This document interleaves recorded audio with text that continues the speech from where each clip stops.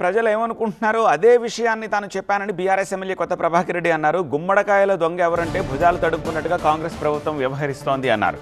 కాంగ్రెస్ ప్రభుత్వం వచ్చినప్పటి నుంచి ప్రజలు బాధపడుతున్నారని, బీఆర్ఎస్ ప్రభుత్వం ఎప్పుడొస్తుందా అని అడుగుతున్నారని చెప్పారు. వాస్తవాలు మాట్లాడుతుంటే కాంగ్రెస్ వాళ్ళు రెచ్చిపోతున్నారని విమర్శించారు ఆయన. మరి నిజంగా కూడా ఇవన్నీ జనరల్గా జరిగిన విషయాలు మేము మాట్లాడినాం రొటేషన్గా. ఈ ప్రభుత్వం వచ్చినప్పటి నుంచి ఇదే తిప్పలవుతుంది సార్. మరి ఏం చేస్తాము, మేము ఎట్లా బతకాలి, మరి ఏం చేయాలనుకున్నా ఏం అయితలేదు.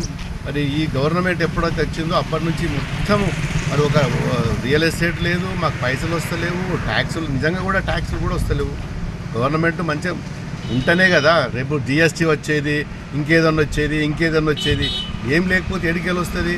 దీని మీద ప్రతి పౌరుడు స్పందిస్తున్నాడు. బిల్డర్ల బాధలు వాళ్ళు చెప్పుకుంటున్నారు, ఎవరి బాధ వాడు చెప్పుకుంటున్నాడు. నిజంగా కూడా వెహికల్స్ కూడా అమ్మక ట్యాక్స్ కూడా వస్తలేదు. షోరూమ్లు బంద్ అయినాయి, వర్క్ షాపులు బంద్ అయినాయి. అభి చిన్న కన్ఫ్యూజన్, ఫ్లాట్ కొనాలా సైట్ కొనాలా? కన్ఫ్యూజన్ ఎందుకు, ఒక రియల్ ఎస్టేట్ ఎక్స్పర్ట్ తో మాట్లాడు. ఎలా? బాస్ వాలా బీ ద బాస్. రైతులకు పని లేదు, రైస్ మిల్లలకు పోతే వాళ్ళకి పని లేదు, లేబర్ వెళ్ళిపోతున్నారు, మేస్త్రీలు వెళ్ళిపోతున్నారు. ఇది జరుగుతున్నది ఫీల్డ్ మీద.